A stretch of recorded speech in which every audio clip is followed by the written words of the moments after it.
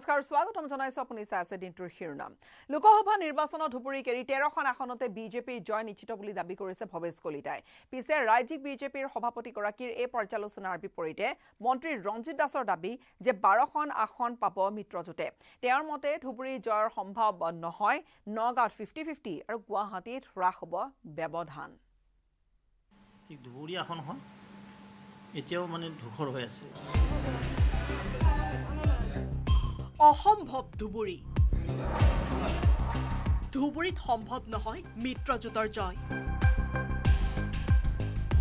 নিৰ্বাচনী ফলাফলৰ পূৰ্বে ধুবুৰীত পৰাজয় স্বীকাৰ ভৱেশ কলিতাৰ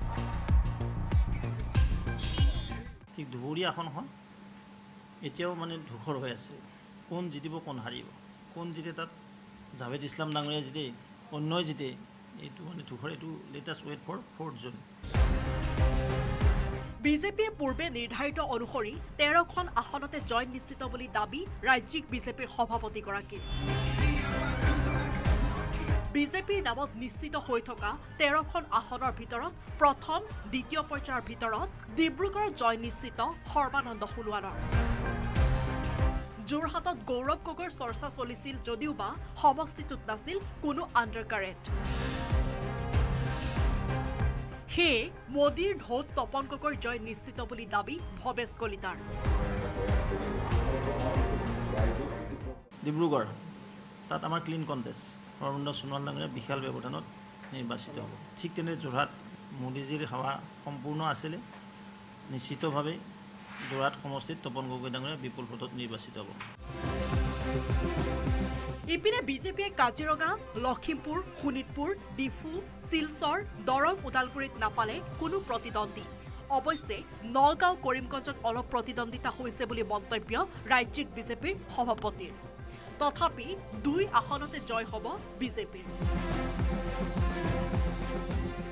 কাজিৰঙাত প্ৰতিদ্বন্দ্বী নাছিলে কাজিৰঙা বিপুল ভোটত কামাখ্যা প্ৰসাদ দাস ডাঙৰীয়া নিৰ্বাচিত হ'ব লখিমপুৰ অপজিশ্যন নিমাওমা পৰিৱেশ শোণিতপুৰ অপজিশ্যন নাছিলে ডিফু শিলচৰ প্ৰতিদ্বন্দ্বী নাই দৰং ওদালগুৰি প্ৰতিদ্বন্দ্বী নাই কৰিমগঞ্জ আৰু নগাঁৱত প্ৰতিদ্বন্দ্বিতা হৈছে আৰু 2খন আসনে কৰিমগঞ্জ বেছি মাৰ্জিনত ওলাব নগাঁওখন কম মাৰ্জিনত ওলাব একেদৰে তৃতীয় পৰ্যায়ত বৰপেটা গুৱাহাটীত অনায়াসে জয়ী হ'ব বিজেপি কোকৰাঝাৰত সামান্য যুঁজ থাকিলেও জয়ন্ত বসুমতাৰীয়ে জয়ী হ'ব বুলি দাবী ভৱেশ কলিতাৰ গুৱাহাটী ক্লিন কণ্টেষ্ট প্ৰতিদ্বন্দ্বী নাই যদিও কৈছিলে বহুত কিবা সন্মানৰ জনতাই ভোটাৰ ৰাইজে ভাৰতীয় জনতা পাৰ্টীৰ সপক্ষে মিত্ৰগোষ্ঠীৰ সপক্ষে বিপুল ব্যৱধানত আমাৰ প্ৰাৰ্থীক নিৰ্বাচিত কৰিছে কোকৰাঝাৰত প্ৰতিদ্বন্দ্বিতা হৈছে কিন্তু আমাৰ যিজন প্ৰাৰ্থী জয়ন্ত বসুমতাৰীজনে ভাল মাৰ্জিনত তেওঁ জিতিবলৈ সক্ষম হ'ব প্ৰায় লক্ষাধিক ভোটত তেওঁ নিৰ্বাচিত হ'ব 13 আসনত জয়ৰ বিপৰীতে কিন্তু ধুবুৰীত এতিয়াও ধূসৰ বুলি দাবী ধুবুৰীত ডিফেন্সিভ খেলাৰ বাবেই এনে ফলাফল বুলি দাবী সভাপতিগৰাকীৰ ধুবুৰী আসনখন এতিয়াও মানে ধূসৰ হৈ আছে কোন জিতিব কোন হাৰিব তাৰ ডেমোগ্ৰাফিয়ে আমাক একচুৱেলি চুইট নকৰে তাত যি উন্নয়ন হৈছে তাৰ পিছতো সেই অঞ্চলৰ ৰাইজৰ এতিয়াও ভাৰতীয় জনতা পাৰ্টীৰ যিটো বা আমাৰ মিত্ৰগোষ্ঠীৰ যিদৰে আকলি ল'ব লাগে এইটো অলপ অভাৱ মই পৰিলক্ষিত দেখা পাইছোঁ পিছে ৰাজ্যিক বিজেপিৰ সভাপতি ভৱেশ কলিতাৰ এনে পৰ্যালোচনাৰ বিপৰীতে কিন্তু মন্ত্ৰী ৰঞ্জিত দাসৰ দাবী 12খন আসন পাব বিজেপি মিত্ৰজোঁটে ধুবুৰীত জয় সম্ভৱ নহয় নগাঁৱত 50-50 গুৱাহাটীত হ্ৰাস পাব ব্যৱধান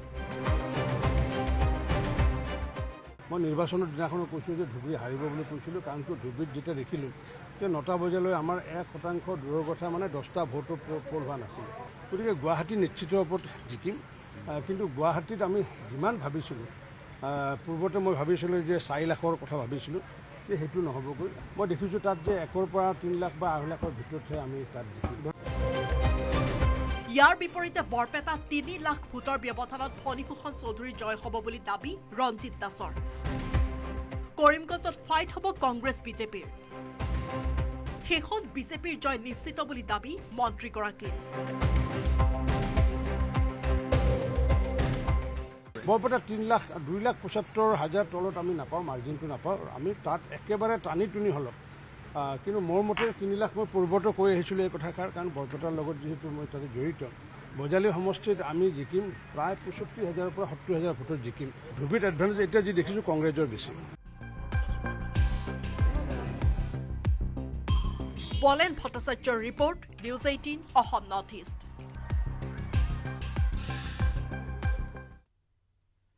ভাৰতত বৃদ্ধি পাইছে মুছলমানৰ জনসংখ্যা, বিপৰীতে হ্ৰাস পাইছে হিন্দুৰ জনসংখ্যা। 65 বছৰত দেশত হিন্দুৰ সংখ্যা হ্ৰাস পাইছে 7.82%। 65 বছৰত মুছলমানৰ জনসংখ্যা বৃদ্ধি পাইছে 43.15%। প্ৰধানমন্ত্ৰীৰ অৰ্থনৈতিক উপদেষ্টা পৰিষদে প্ৰকাশ কৰিছে এই তথ্য।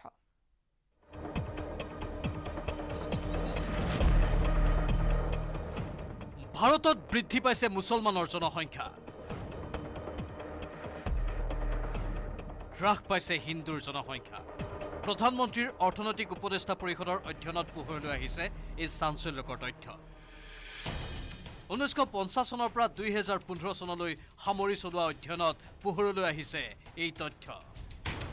এই তথ্যমতে বিগত 65 বছৰত দেশত হ্ৰাস পাইছে হিন্দুৰ সংখ্যা। হিন্দুৰ জনসংখ্যা হ্ৰাস পাইছে 7.82%। আনহাতে যোৱা 65 বছৰত দেশত মুছলমানৰ জনসংখ্যা বৃদ্ধি হৈছে 43.15%। 1950 চনত দেশত মুছলমানৰ জনসংখ্যা আছিল 9.84%। 2015 চনত মুছলমান ধৰ্মাৱলম্বী লোকৰ সংখ্যা হয়গৈ 14.09%। এই 65 বছৰত দেশত মুছলমানৰ জনসংখ্যা বৃদ্ধিৰ হাৰ হৈছে 43.15%।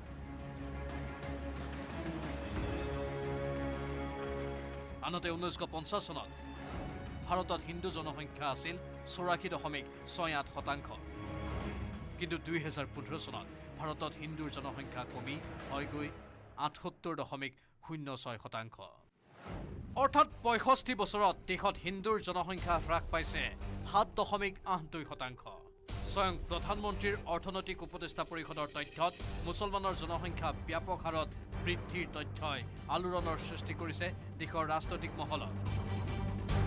प्रतिक्रिया प्रकाश करिसे शासक विरोधी दले। वो प्रतिबिंब है कि कांग्रेस के राज में किस प्रकार से हिंदू समाज के ऊपर जिस प्रकार से सामाजिक प्रहार हुए हैं, हमारे समाज को जाति के आधार पर बांटने की किवायत हुई है, ये उसी का एक साक्ष्य है, ये उसी का एक परिणाम। बीजेपी नेता अमित मालव्य सोशियल मीडियात मंतव्य करिছে যে कांग्रेसे दशक दशक धरि देश शासन करी हिंदुर प्रति एआई विचार करिले। कांग्रेसर हातत देश एरि दिले पृथ्वीत हिंदुर बारे कोनो देशेই नाथाकिब। केंद्रीय मंत्री गिरिराज सिंहे अभियोग करिছে যে कांग्रेसे मुसलमानक आश्रय और सुरक्षा दिले किंतु तेलुকক नियंत्रणर कोनो व्यवस्थाई नकरिले। इन्होंने एक तरह से चारागाह बना दिया भारत को, बिहार को, रोहिंग्या बांग्लादेशी घुसपैठीज को वोट बैंक कांग्रेसियों ने बनाया। कांग्रेसक क्षुरधार समालोचना करी गिरिराज सिंहे कय जे कांग्रेसे हयतो भारतक एखन इस्लामिक राष्ट्र रूपे गढ़िब विचारिছে।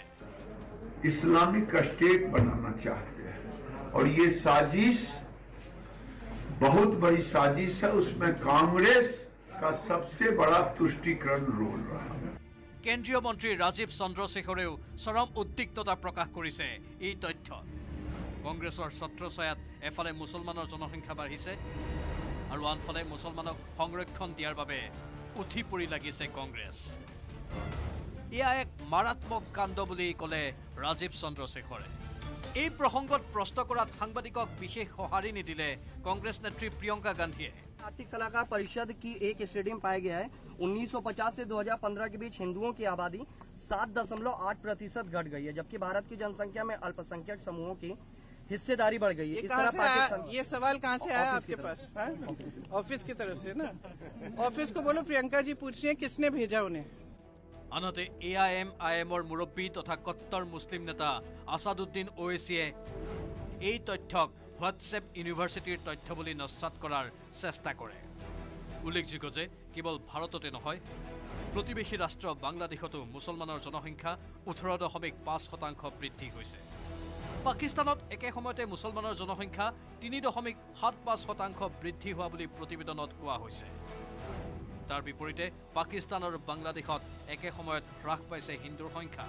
যি সময়ত ভাৰতত সংখ্যালঘু মুছলমানৰ সংখ্যা বাঢ়িছে, সেই সময়ত বাংলাদেশ আৰু পাকিস্তানত সংখ্যালঘু হিন্দুৰ সংখ্যাও কমিছে ভয়াৱহ হাৰত। পাকিস্তান আৰু বাংলাদেশী নহয়, চুবুৰীয়া শ্ৰীলংকা, ভূটান আৰু আফগানিস্তানতো কমিছে হিন্দুৰ সংখ্যা। মুছলমানৰ লগতে দেশত খ্ৰীষ্টানৰ জনসংখ্যা বৃদ্ধি পাইছে 5.38%। শিখৰ জনসংখ্যা বৃদ্ধি হৈছে 6.58%। আনকি বৌদ্ধ ধৰ্মীয় লোকৰ জনসংখ্যাও বাঢ়িছে 0.81%।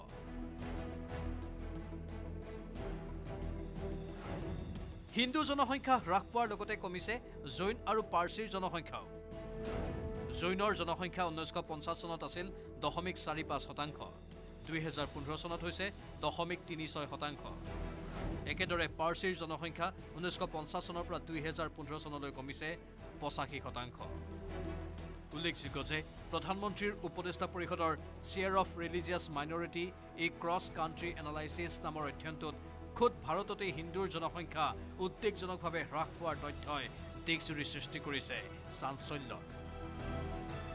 যি সময়ত ভাৰতত সংখ্যালঘুৰ ওপৰত নিৰ্যাতন আৰু নাগৰিক অধিকাৰ খৰ্ব হোৱা বুলি আন্তৰ্জাতিক পৰ্যায়ত ভাৰতক সমালোচনা কৰি থকা হৈছে, সেই সময়ত ভাৰতত সংখ্যালঘু মুছলমানৰ লক্ষণীয়ভাৱে জনসংখ্যা বৃদ্ধি আৰু সংখ্যাগুৰু হিন্দুৰ জনসংখ্যা হ্ৰাসৰ তথ্যই বিপৰীত ছবিহে পোহৰলৈ আনিছে। জনসংখ্যা হ্ৰাস হোৱাটো বহুত কাৰণ থাকে, জনসংখ্যা বৃদ্ধি হোৱাৰো বহুত কাৰণ থাকে। মেইনলি যদি শিক্ষা আৰু অৰ্থনীতি এইবিলাক যদি খুব সফলভাৱে প্ৰত্যেক মানুহৰ ঘৰত যদি অৰ্থনৈতিক অৱস্থা ভাল হয়, শিক্ষাৰ সম্প্ৰসাৰণটো যদি খুব ভাল হয়, তেতিয়া স্বাভাৱিকতে সেইবিলাক ঠাইত জনসংখ্যাটো স্বাভাৱিকভাৱে কম হয়। News desk, news 18, Assam North east. কাইলৈ ডক্টৰ হিমন্ত বিশ্ব শৰ্মা চৰকাৰৰ তৃতীয় বৰ্ষপূৰ্তি। চৰকাৰৰ তৃতীয় বৰ্ষপূৰ্তিক লৈ উৎসাহী হৈ আছে মন্ত্ৰী ৰঞ্জিত কুমাৰ দাস। মন্ত্ৰীজনৰ চৰকাৰী আৱাসত আয়োজিত হ'ল বীৰনাম। 2021 চনৰ 10 মে'ত দায়িত্বভাৰ লৈছিল হিমন্ত বিশ্ব শৰ্মা চৰকাৰখনে। তৃতীয় বৰ্ষপূৰ্তিত ৰাইজৰ আশা আকাংক্ষা পূৰণত ব্যৰ্থতাৰ অভিযোগ তুলি আনহাতে শাসকীয় পক্ষক তীব্ৰ সমালোচনা বিৰোধীৰ। শুকুৰবাৰে মুখ্যমন্ত্ৰী হিমন্ত বিশ্ব শৰ্মা চৰকাৰৰ তৃতীয় বৰ্ষপূৰ্তি। ৰাজ্য চৰকাৰৰ তৃতীয় বৰ্ষপূৰ্তিক লৈ মন্ত্ৰী ৰঞ্জিত দাসৰ চৰকাৰী আৱাসত বীৰনাম।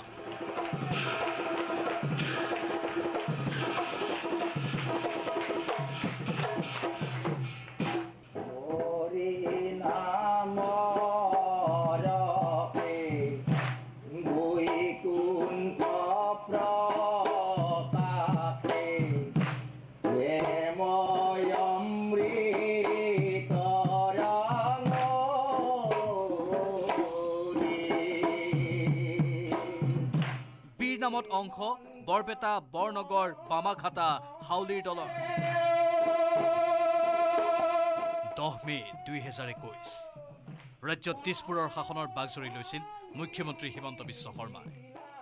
মুখ্যমন্ত্ৰী হিমন্ত বিশ্ব শৰ্মা চৰকাৰে দিছপুৰত শাসনৰ দায়িত্বভাৰ লোৱাৰ শুকুৰবাৰে সম্পূৰ্ণ হ'ব 3টা বছৰ।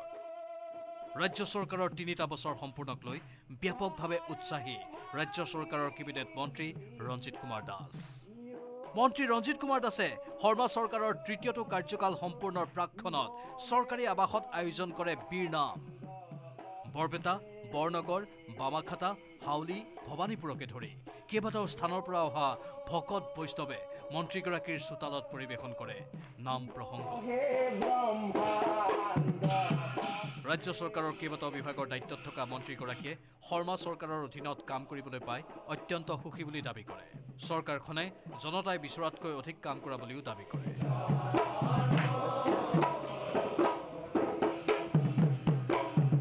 হ'ব যে ৰাইজে নিবিচাৰকৈ পাইছে, কাৰণ কিয় সেইটো জ্বলন্ত উদাহৰণ যদি কওঁ, এতিয়া আমি নতুনকৈ ৰেচন কাৰ্ড দিয়া প্ৰতিশ্ৰুতি দিয়া নাছিলোঁ।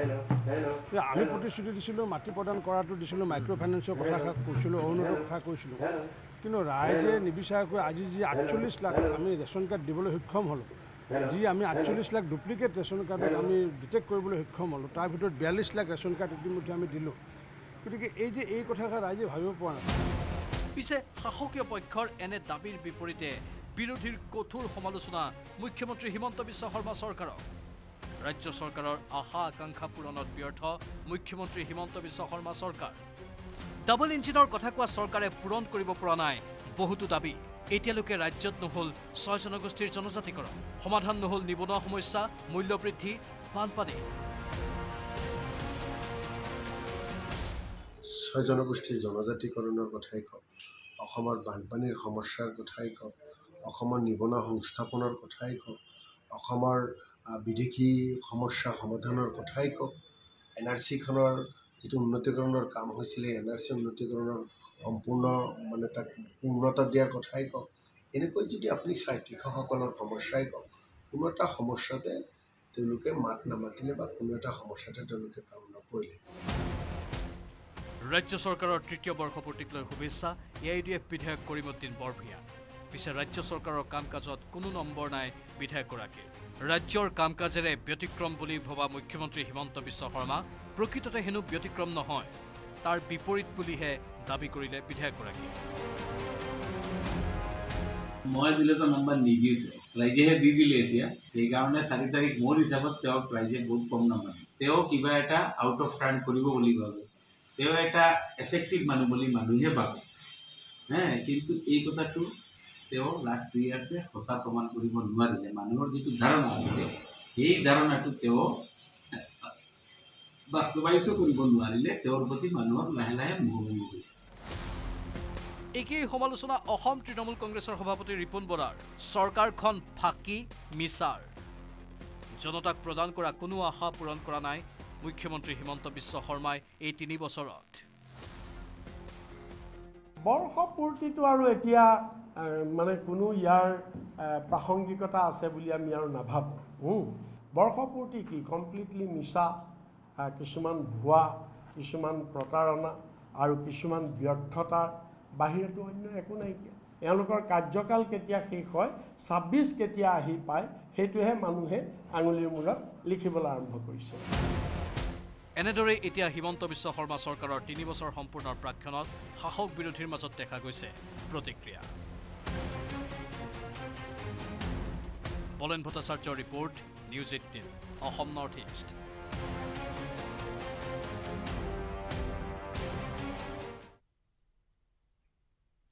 পাঁচটা দিন উকলি যোৱাৰ পিছতো সন্ধান নোলোৱা নাই বিধায়ক আৱাসৰ পৰা চুৰি হোৱা গুলী ভৰ্তি মেগজিনৰ।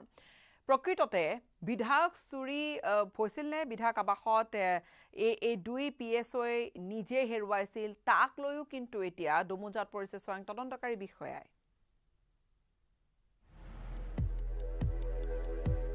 MLA হোষ্টেলৰ পৰা চুৰি হোৱা গুলী ভৰ্তি মেগজিনৰ সন্ধান নাই। বিকল CCTVৰ বাবে বিবুদ্ধিত তদন্তকাৰী বিষয়া। চুৰি হৈছে নে দেহৰক্ষীয়ে হেৰুৱাইছে মেগজিন? উত্তৰ নাই তদন্তকাৰী আৰক্ষীৰ হাতত। 5টা দিনে আৰক্ষীয়ে বিচাৰি পোৱা নাই হাই সিকিউৰিটি জোনৰ পৰা অন্তৰ্ধান হোৱা গুলী ভৰ্তি মেগজিন।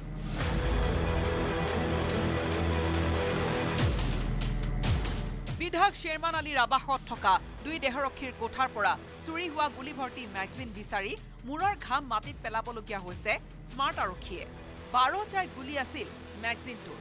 বিধায়ক আৱাসত দেহৰক্ষী 2জন নথকা অৱস্থাত হৈছিল চুৰিকাণ্ড। এই ঘটনাই স্পষ্ট কৰিছে কেইবাটাও গাফিলতি। কেৱল মানুহক দেখুৱাবলৈহে বিধায়ক আৱাসত CCTV সংযোজন হৈছে নেকি বুলি প্ৰশ্ন উত্থাপন কৰিছে সাধাৰণ লোকে। CCTV কাৰ্যক্ষম হৈ থকা হলে বন্দী হলহেঁতেন চুৰিকাণ্ডৰ দৃশ্য। দ্বিতীয়তে বিধায়ক আৱাসৰ সলনি আন ঠাইত গুলী ভৰ্তি মেগজিন হেৰুৱাৰ সন্দেহ তদন্তকাৰী আৰক্ষী বিষয়াৰ। পিছে ঘটনা যিয়েই নহওক, বিধায়ক আৱাসত শেহতীয়াকৈ সংঘটিত হোৱা বহুকেইটা ঘটনাত ক্ষোভিত বিধায়ক দেৱব্ৰত শইকীয়া। এইটো হ'ল হাই সিকিউৰিটি জোন। ইয়াৰ পূৰ্বে গাড়ী চুৰ হৈছে, ইয়াৰ পূৰ্বে মই বন্দুকৰ গুলিৰ দাগ পাইছোঁ বুলি স্পষ্টকৈ কৈছোঁ। তাৰ আগতে চাইকেল চুৰি হৈছে, এইবাৰ বন্দুকৰ গুলিও চুৰি হ'ল। প্ৰশ্ন হয়, বিধায়ক আৱাসৰ বিকল CCTVৰ বাবে এটাৰ পিছত আনটো ঘটনা সংঘটিত কৰিছে নেকি দুৰ্বৃত্তই?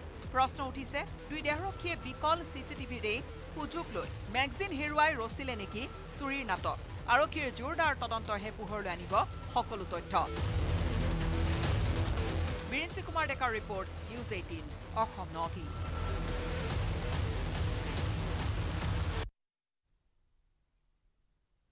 পিতৃয়ে ক্ষমা কৰি দিলে কুলাংগাৰ পুত্ৰক, আৰক্ষীয়ে মোকলাই দিলে প্ৰবাল দাসক। যুৱকজনে কোবাই কোবাই ঘৰৰ পৰা উলিয়াই দিছিল পিতৃক। বুধবাৰে বামুণী মৈদামৰ জ্যোতিনগৰত ঘটিছিল সেই ঘটনা।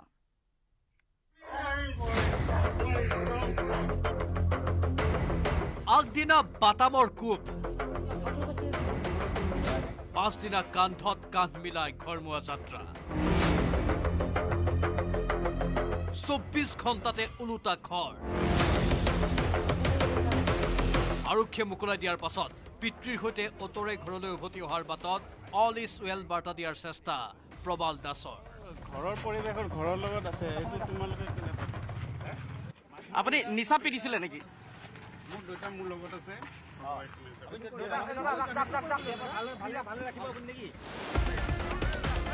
বুধবাৰৰ দিনা ফাট মেলিছিল পিতা পুত্ৰৰ সম্পৰ্ক। বামুণী মৈদামৰ জ্যোতিনগৰৰ ঘৰত দেউতাকক কোবাই ধৰাশায়ী কৰিছিল প্ৰবাল দাসে। পাতামেৰে কোবাই দেউতাকক ৰাস্তাতে বগৰাই দিছিল প্ৰবালে। কাণ্ড দেখি আগবাঢ়ি অহা চুবুৰীয়াই খবৰ দিছিল আৰক্ষীক। তাৰ পাছত চানমাৰী আৰক্ষীয়ে আটক কৰিলে প্ৰবাল দাসক। প্ৰবালৰ মাৰত ৰাজপথত পৰি যোৱা বৃদ্ধক উদ্ধাৰ কৰি প্ৰতিবেশীয়ে বৰ্ণনা কৰিলে পাৰিবাৰিক সংঘাতৰ কাহিনী।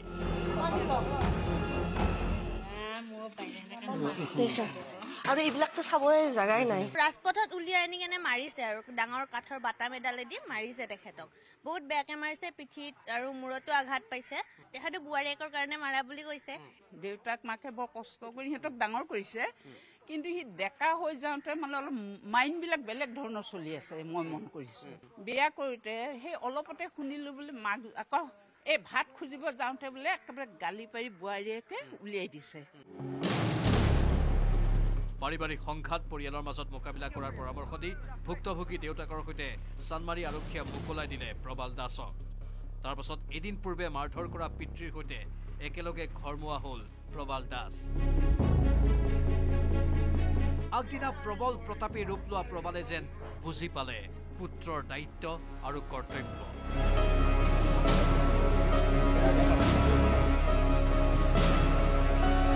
নুনমাটিৰ পৰা অজয় বৰ্মন আৰু অসীম দত্তৰ report news 18 Assam North East. খবৰধাৰা অব্যাহত ৰাখিম সময়খিনিতে এটা বিৰতিৰ।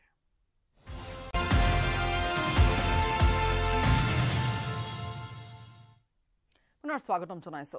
লক্ষাধিক অচিন পোকৰ সন্ত্ৰাসত এতিয়া বন্ধ হৈ পৰিছে এখন বিদ্যালয়ৰ পাঠদান পৰ্ব। এদিন দুদিনলৈ নহয় 3 দিনলৈকে পোকৰ ভয়তে বন্ধ ৰখা হৈছে বিদ্যালয়খন। পিছে ক'ত ঘটিছে এই ঘটনা আৰু কি হৈছে, কি পোক ওলাইছে, চাওঁ আহক এই বিশেষ ৰিপৰ্ট। অচিন পোকৰ সন্ত্ৰাস, পোকৰ ভয়ত বন্ধ হৈ পৰিল এখন বিদ্যালয়। কেৱল এটা দিনৰ বাবে নহয়, অহা 3 দিনলৈ পোকৰ ভয়ত পাঠদান বন্ধৰ ঘোষণা বিদ্যালয় কৰ্তৃপক্ষৰ। পিছে ক'ত ঘটিছে এই ঘটনা, কি পোক ওলাইছে, কিয় ভয় সোমাইছে? এই কণ শিশুখিনিক এতিয়া তেওঁলোকক কামুৰিছে, গোটেই এৰিয়াটোৱে হৈছে, গোটেই ক্লাছৰুম বুলি নহয়, প্ৰত্যেকটো এৰিয়াতে সেই সৰু সৰু পোকটো আমিও আজি দেখিছোঁ। এই পোকখিনিয়ে যেতিয়া ল'ৰা ছোৱালীক কামুৰিব, সিহঁতৰ পৰা হয়তো কিবা এটা হৈ আনলৈ স্প্ৰেড হ'ব, গোটেই গাঁওখন হওক গোটেইখন অনিষ্ট হ'ব। গতিকে ইমান এটা বিষাক্ত বস্তু লৈ আমি আজি বিদ্যালয় ছুটি দিয়াৰ কথাটো ভাবিছোঁ, যাতে সাময়িকভাৱে। আৰু এগ্ৰিকালচাৰৰ মানুহ আমাৰ মহকুমাধিপতিক জনোৱা হৈছে, তেখেতে এগ্ৰিকালচাৰৰ মানুহ পঠিয়াই আছে আৰু ল'ৰা ছোৱালীখিনি আমাক এৰি দিবলৈ দিছে।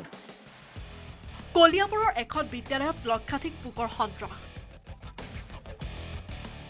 পোকৰ সন্ত্ৰাসত 3 দিনলৈ পাঠদান বন্ধ। কলিয়াবৰৰ দলগাঁও মজলীয়া বিদ্যালয়ত ঘটিছে লক্ষাধিক অচিন পোকৰ সন্ত্ৰাস। এই পোকে আক্ৰমণ কৰিছে বিদ্যালয়খনৰ ছাত্ৰ ছাত্ৰী, শিক্ষকৰ লগতে বিদ্যালয় পৰিচালনা সমিতিৰ সভাপতিকো। আমাৰ ক্লাছত বেছিকৈ পোক আছে, টিচাৰহঁতে ক্লাছ কৰিব নোৱাৰে আৰু আমাৰ ভৰিত উঠিলে বেছিকৈ বিষাই, খুজুলি নিচিনা উঠি যায়, কামুৰে আৰু আমাক বহুত অসুবিধা কৰি আছে আৰু ক্লাছটিয়ে পঢ়াবও নোৱাৰে টিচাৰহঁতে পঢ়াইছে টিচাৰহঁতৰ ভৰিটো উঠি আছে এই পোকৰ আবিৰ্ভাৱৰ কাৰণ শুনিলে আপুনি আচৰিত হ'ব বাঁহ ফুলাৰ বাবে আবিৰ্ভাৱ ঘটিছে বেম্বো চিড বাগ নামৰ এই পোকবিধৰ বিদ্যালয়খনৰ চৌপাশত বাঁহ ফুলাৰ বাবে বিদ্যালয়খনত বেম্বো চিড বাঘ পোকৰ সংক্ৰমণৰ ধাৰণা কৰিছে বিদ্যালয় কৰ্তৃপক্ষই ইতিমধ্যে পাঠদান ব্যাহত হৈ পৰা বিদ্যালয়খনত অহা 3 দিনলৈ পাঠদান বন্ধ ঘোষণা কৰা হৈছে আনহাতে পোকৰ উপদ্ৰৱৰ কথা অৱগত হৈ বিদ্যালয়খনত উপস্থিত হৈছে শিক্ষা বিষয়া তথা কৃষি বিভাগৰ মুৰব্বী পৰিদৰ্শন কৰি পৰিস্থিতিৰ বুজ লোৱাৰ লগতে পোক নিৰাময় ব্যৱস্থা গ্ৰহণ কৰিছে উল্লেখ্য যে কেৱল কলিয়াবৰতে নহয় তেজপুৰৰো কিছুমান ঠাইত একে সমস্যাৰ উদ্ভৱ হৈছে বাঁহ ফুলিলে অমংগল হয় বুলি জনসমাজত অন্ধবিশ্বাস প্ৰচলিত আছে যদিও বাঁহ ফুল আৰু বীজ খাবলৈ অহা কীট পতংগ আৰু এন্দুৰৰ বাবে সময়ে সময়ে বিপজ্জনক পৰিস্থিতিৰ মুখামুখি হৈ আহিছে বিভিন্ন সমাজ কলিয়াবৰৰ পৰা দিবাকৰ দাসৰ report news 18 Assam North east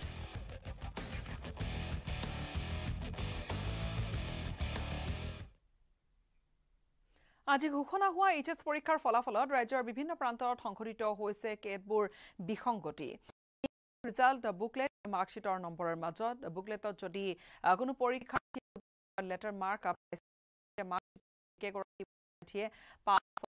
পাইছে লেটাৰ ঘোষণা হ'ল ফলাফলক লৈ কোনো ছাত্ৰ-ছাত্ৰী অসন্তুষ্ট নেকি অসম উচ্চতৰ মাধ্যমিক শিক্ষা সংসদে ব্যৱস্থা কৰিছে বহি পুনৰ্গঠনৰ এই ফলাফলক লৈ যদি কোনো ছাত্ৰ-ছাত্ৰী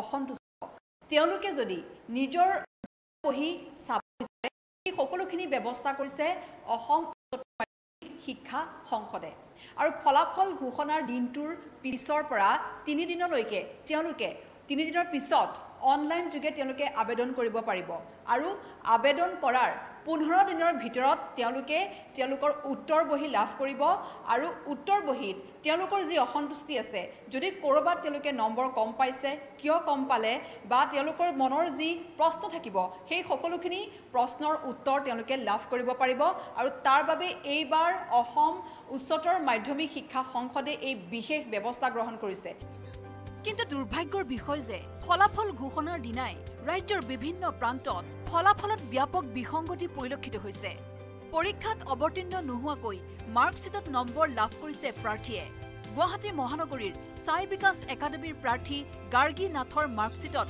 বিসংগতি প্ৰাৰ্থীগৰাকীৰ নাছিল গণিত বিষয় অথচ শিক্ষা সংসদে গণিত বিষয়ত প্ৰদান কৰিছে 30 নম্বৰ বিসংগতি ধৰা পৰিল মাজুলীতো বুকলেটত প্ৰকাশিত ফলাফলৰ লগত মিল নাই অনলাইনত উপলব্ধ মাৰ্কশ্বিটৰ মাজত বুকলেটত যদি কোনো পৰীক্ষাৰ্থীয়ে দুটা বিষয়ত লেটাৰ মাৰ্ক পোৱা বুলি উল্লেখ কৰিছে বিপৰীতে মাৰ্কশ্বিট ডাউনলোড কৰি দেখা পাইছে 5টা আৰু 6টা বিষয়ত পৰীক্ষাৰ্থী গৰাকীয়ে লেটাৰ মাৰ্ক পাইছে পিডিএফটোৰ লগত যে ৰিজাল্ট ওলাইছে সেই ৰিজাল্টৰ লগত মাৰ্কশ্বিট ডাউনলোড কৰি ৰিজাল্টটো অমিল কোনোবা ষ্টুডেণ্টৰ আমি দেখিছোঁ যে পিডিএফত থকা ৰিজাল্ট মতে তেওঁ 4খন লেটাৰ পাইছে কিন্তু সেই ষ্টুডেণ্টটো যেতিয়া মাৰ্কশ্বিট ডাউনলোড কৰি দেখিছোঁ তেওঁ 6খন লেটাৰ পাইছে তেনেকৈ বহু ষ্টুডেণ্টৰ দেখা গৈছে আৰু কেতিয়াবা দেখা গৈছে যে কোনোবা ষ্টাৰ পোৱা নাই কিন্তু যেতিয়া আমি মাৰ্কশ্বিট ডাউনলোড কৰি দেখিছোঁ তেওঁ ষ্টাৰ পাইছে বুকলেটত প্ৰকাশ কৰা ফলাফলক লৈ আশ্বস্ত হ'ব পৰা নাই পৰীক্ষাৰ্থী শিক্ষক তথা অভিভাৱকসকল মানে ছাত্ৰ-ছাত্ৰীৰ সমস্যাৰ সৃষ্টি হৈছে কাৰণ ছাত্ৰ-ছাত্ৰীসকল ভাল ছাত্ৰজনীয়ে ৰিজাল্টটো বহুত বেয়াকৈ ওলাই গৈছে তেওঁ বহুত হতাশাত ভুগিছে আমিও এতিয়া কাকো ৰিজাল্ট দিবই নোৱাৰা হৈছোঁ শেহতীয়াকৈ আমি কৈছোঁ যে সকলো মাৰ্কশ্বিট ডাউনলোড কৰি পেলাইহে ৰিজাল্ট কৰিব পাৰিম তেজপুৰতো একেই বিসংগতি সংঘটিত হৈছে অভিযোগ আনিছে দৰং মহাবিদ্যালয়ৰ অধ্যক্ষ ডক্টৰ পলাশমণি শইকীয়াই বুকলেটৰ ফলাফল আৰু মাৰ্কশ্বিটৰ ফলাফলৰ মাজত অমিল ফলাফল ঘোষণাৰ ক্ষেত্ৰত দায়িত্ববাহী বিভাগৰ এনে দায়িত্বহীনতাত ক্ষোভ প্ৰকাশ কৰিছে অধ্যক্ষগৰাকীয়ে লেটাৰ মাৰ্কছ আপোনাৰ 94.4% পায় অল সাবজেক্ট লেটাৰ পাইছে কিন্তু ইয়াত 4টাত দেখা আছে আৰু তেনেকৈ আমাৰ বহুত ষ্টুডেণ্ট আছে তো লেটাৰ দুটাত দেখুৱাইছে অল সাবজেক্ট লেটাৰ পাইছে ষ্টুডেণ্টে ৰিজাল্টটো চাই তেওঁলোকে যথেষ্ট ডিপ্ৰেশ্যনত গৈছিল যে মই দুটাতহে লেটাৰ পালোঁ পিছত যেতিয়া মাৰ্কশ্বিটখন ডাউনলোড কৰিছে অকণমান বেলেগ এটা ৰিজাল্ট ওলাইছে আনহাতে শিলচৰতো সংঘটিত হৈছে একেই বিসংগতি কাছাৰৰ গুৰুচৰণ মহাবিদ্যালয়, কাছাৰ মহাবিদ্যালয়, ৰামানুজ জুনিয়ৰ কলেজ আৰু হলিক্ৰছ হায়াৰ ছেকেণ্ডাৰী স্কুলত কেইবাগৰাকীও ছাত্ৰ-ছাত্ৰীৰ ক্ষেত্ৰত ইংৰাজী বিষয়ৰ পৰীক্ষাত অনুপস্থিত দেখুওৱা হৈছে। लेकिन मैक्सिमम स्टूडेंट का एब्सेंट आया है इंग्लिश पेपर में। इंग्लिश पेपर ही नहीं, ऐसा बहुत सारा सब्जेक्ट में मतलब एब्सेंट आया है। ये सबसे बड़ी बात है क्योंकि मतलब ये स्टूडेंट का ज़िंदगी का सवाल है।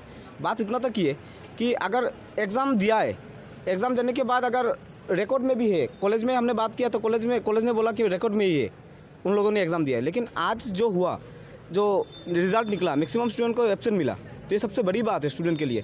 ফলাফল ঘোষণাৰ দিনটোতে হোৱা এনে বিসংগতিক লৈ এতিয়া চিন্তিত হৈ পৰিছে ছাত্ৰ-ছাত্ৰীসকলৰ লগতে অধ্যাপক তথা পিতৃ-মাতৃ। Bureau report, news 18 Assam North east.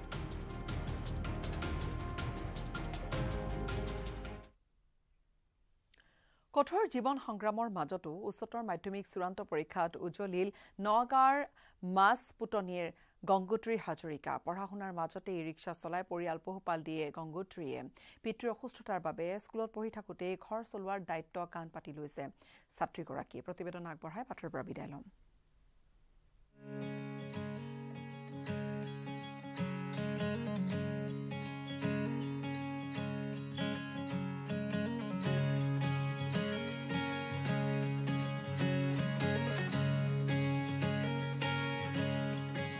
Rickshaw চলাই পৰিয়াল চলোৱা গংগোত্ৰীয়ে হায়াৰ ছেকেণ্ডেৰী পাছ কৰিলে। উৰিয়া গাঁৱৰ মাছ পুতনি সোণাৰী গাঁৱৰ গংগোত্ৰীয়ে আজি প্ৰায় এবছৰ ধৰি এইখন ই ৰিক্সা চলাই পৰিয়াল চলাই আছে। তাৰ মাজতো গংগোত্ৰী এবাৰ উচ্চতৰ মাধ্যমিক পৰীক্ষাত অৱতীৰ্ণ হৈ কৃতকাৰ্য হ'ল। কিন্তু গংগোত্ৰীয়ে আশা কৰাৰ ধৰণে ফলাফল লাভ নকৰিলে। কিয় ই ৰিক্সা চলাবলগীয়া হৈছে এগৰাকী যি উচ্চতৰ মাধ্যমিকৰ দ্বিতীয় বাৰ্ষিকৰ ছাত্ৰীয়ে, সেই বিষয়ে আমি জানো আহক।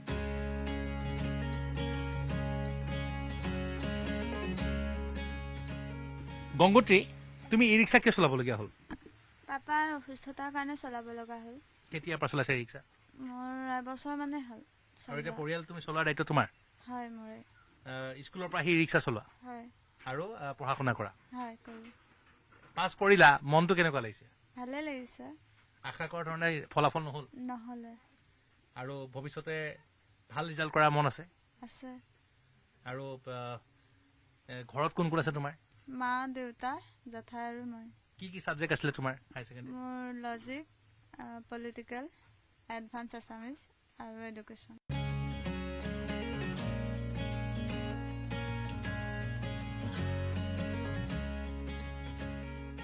গংগোত্ৰীয়ে এবাৰ উচ্চতৰ মাধ্যমিকত উত্তীৰ্ণ হৈছে, কলেজলৈ যাব। গতিকে গংগোত্ৰীৰ যথেষ্ট অসুবিধা হ'ব। গংগোত্ৰীৰ যি পৰিয়ালত কেৱল একমাত্ৰ উপাৰ্জনকাৰী বৰ্তমান হৈ পৰিছে গংগোত্ৰী হাজৰিকা, কাৰণ তেওঁৰ পিতৃ অসুস্থ বৃক্কজনিত ৰোগত। যথেষ্ট কষ্টৰ মাজতো গংগোত্ৰীয়ে বৰ্তমান ভাল ফলাফল লাভ কৰিছে। ঘৰ চলোৱাৰ দায়িত্ব লৈছে, এতিয়া নাই ঘৰত তেনেকুৱা ইনকাম কৰা মানুহ, দেউতাকে অসুস্থ আৰু একমাত্ৰ কন্যা, যথেষ্ট মৰমৰ ছোৱালী। মৰমৰ এতিয়া উপায়টোতো নাই, কৰিবই লাগিব। কোনোবাই সহায় কৰিছে নাই চৰকাৰৰ পৰা? চৰকাৰৰ পৰা মানে বিধায়ক ৰূপক শৰ্মা ছাৰে দেউতাকৰ ট্ৰিটমেণ্টৰ কাৰণে টকা 7,000 দিলে, তাৰপিছত টকা 15,000 দিলে। সুবিধা কৰিব পাৰিলে দিলেতো বহুত সুখী। যদি এগৰাকী ছাত্ৰী ক্ষেত্ৰত অকণমান সকাহ পাম।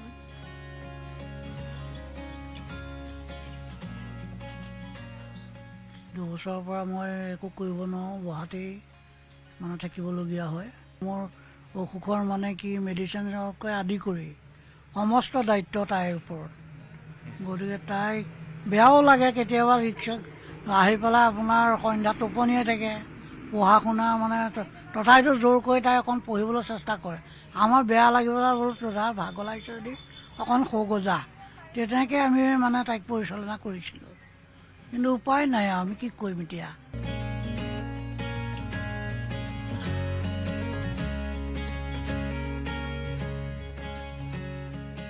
এইটো হৈছে গংগোত্ৰীৰ ঘৰ, আৰু এটা কেঁচা ঘৰ।